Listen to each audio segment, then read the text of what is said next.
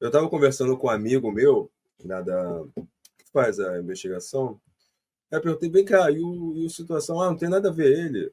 Nós pegamos o carro dele, demos uma geral, não tem nada o carro dele. Aí ele falou que estava com a esposa dele. Aí, só que isso foi antes do depoimento da esposa dele. Depois do depoimento da esposa, aí a figura mudou. Mas na primeira perícia não achou nada. O carro foi liberado para Nossa, ele. que coisa, né? Essa questão da perícia, da investigação, tem muita coisa a ser questionada. Eu sei que tem profissionais que não gostam de questionar, mas eu acho que aquilo que tem que. Se a gente está vendo que tem algo que não foi tão bem feito ou então tão minucioso quanto deveria, eu acho que não tem problema a gente expor isso. E é o caso aqui, até o doutor Júlio falando do laudo do IML, que poderia ter sido muito melhor detalhado, e não foi. E quanto a essa questão, tem como abrir a possibilidade de um outro laudo, da possibilidade de ter mais detalhes em um outro laudo, em uma segunda avaliação ali do corpo? Existe essa possibilidade? Porque se tem um médico legista muito bom e renomado falando que tem lacunas no laudo, que faltam detalhes, por que que isso não está sendo avaliado novamente, para que esses detalhes sejam esclarecidos, sendo que são extremamente importantes para a dinâmica do crime? Olha, Giovana, acredito que algumas lacunas possam ser respondidas, outras, por conta do tempo, já não serão respondidas. Mas, de qualquer forma, se você tem ali, até dentro do próprio exame realizado pelo médico legista, ele pode ali evidenciar outros pontos, ou, em último dos casos, uma exumação para que se possa responder essas perguntas, que não acredito que vai acontecer, tá? Acho que a exumação também não, mas se o corpo foi periciado e tem documentado, por exemplo, que ela levou um golpe na boca, né? Será que não teria como, através de fotos e dos exames feitos até o momento, fazer um segundo laudo mais detalhado? Acho que o médico legista. Sim, sim, concordo, acredito que sim. Sim. Acredito, Agora, quanto ao cabelo, de fato foi raspado, né? Isso você já tinha esclarecido para a gente na primeira live. sim. Fo- Foi um ponto também que o. Parece que eu fico só falando do doutor Júlio, porque ele. Mas foi verdade, ele pegou e falou assim: ó, o cabelo foi raspado aqui, ó. Quando o cabelo tá aqui, o cabelo tá longe. E eu falei assim: ó, foi, tá. Eu só faço assim, tá, vou acreditar. Aí depois vem os médicos e falam assim: realmente foi isso. com a foto que ele viu do corpo dela, né? Ele já chegou nessa conclusão. Agora, aquele cabelo encontrado próximo ao local do crime, ao local onde a Vitória foi encontrada, aquele Ainda não cabelo sei. ainda não saiu o exame? Não, ainda não sei. Desculpa te cortar, porque eu já Não, entendo imagina, você. imagina. Ele. E A gente está embolando, a gente está tentando falar. A gente pode está tentando falar, falar. você que tem Não, que falar porque você é o entrevistado. não, é porque nós dois estamos com a ânsia de dar informação. A gente, mas o cabelo não teve o resultado ainda. O cabelo vai sair agora, acho que na segunda ou terça-feira, o resultado do. É. Dia 15 é que dia? Quarta? Hoje é dia 12? É. Acho que é quarta, né? Acho que é isso.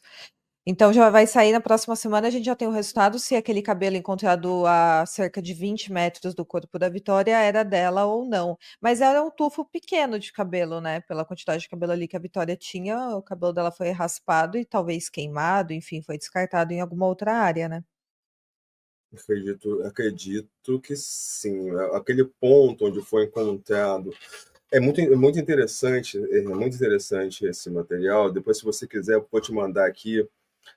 Eu coloquei o local onde aquele cabelo foi encontrado e uma foto que eu tenho de uma ferramenta do Michael, que é uma faca, também ao lado, uma do lado da outra. E você vai poder comparar que os dois locais, tanto do cabelo quanto da faca, são o mesmo local.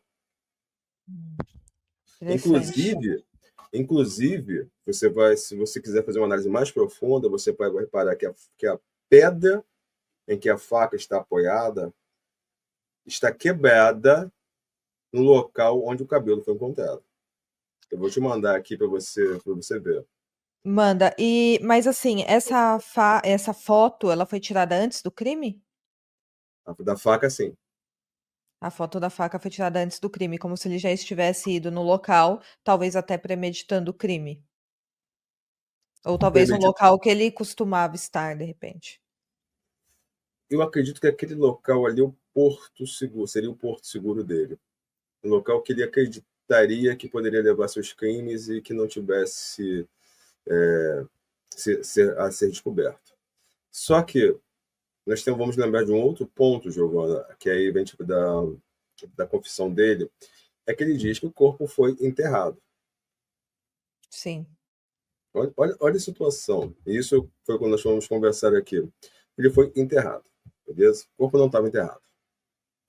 Mas por que se tinha ali no local uma pá e uma enxada roubadas ou furtadas da casa do padrasto do Michael e da mãe?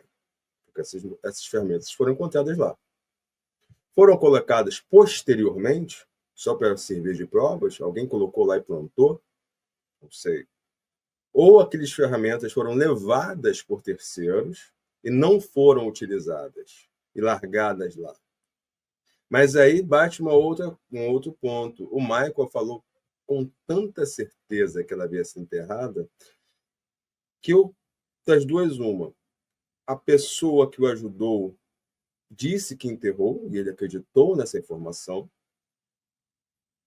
ou aconteceram outras coisas quando o Michael teria tirado a vida da Vitória, se é que foi dessa forma mesmo, e essa pessoa ou pessoas levaram a Vitória para determinado local, e aí o que aconteceu nesse meio tempo, o Michael não sabe, e aí o enredo se torna muito mais dramático, muito mais emblemático, porque você tem uma situação ainda pior, pior, porque você tem o corpo de uma jovem sendo violado em sentidos que a gente não sabe, em um local ermo, como se fosse um animal selvagem deixado ali,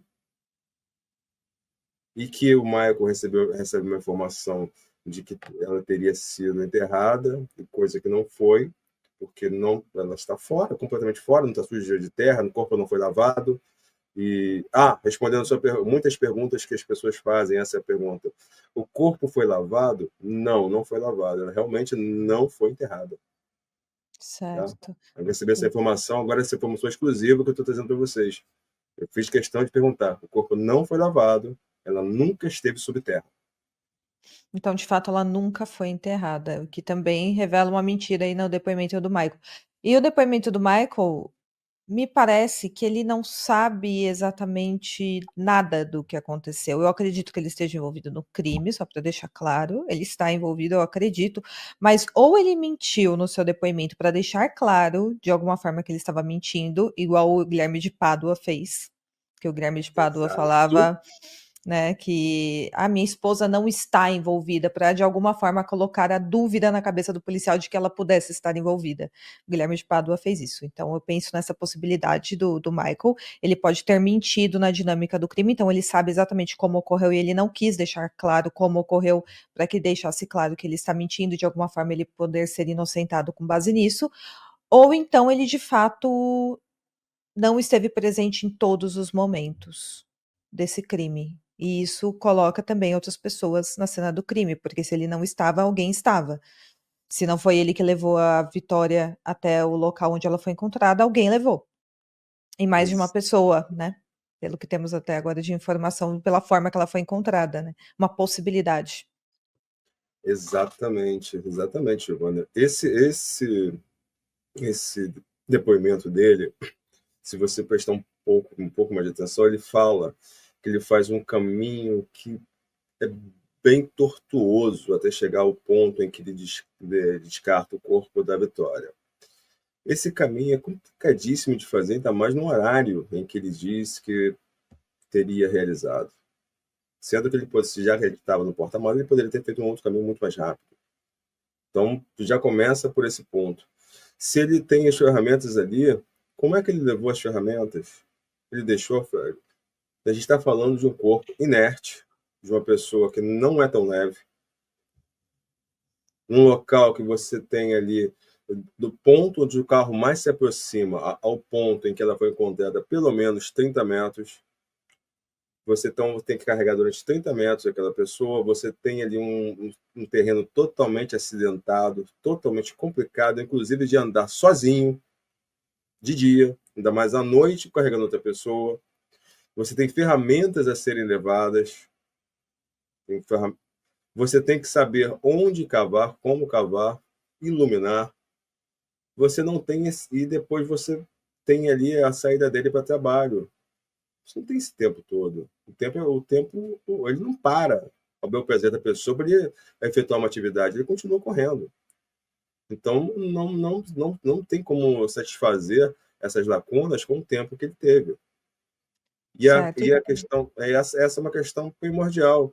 Quando ele começa a falar ali, na sua narrativa fantasiosa, eu concordo com você que ele está evidenciando uma mentira para que a polícia corra atrás da verdade. Mas acho que ele não contava que a polícia só estava querendo alguma coisa para fechar o caso, mesmo que fosse a mentira dele. Então, esse ponto também é bem complicado, né, do delegado ver no dia seguinte, falar que não teria reconstituição, mas que bom que teve um bom advogado da família da Vitória para cobrar essa ação da polícia e também a mídia como um todo, né.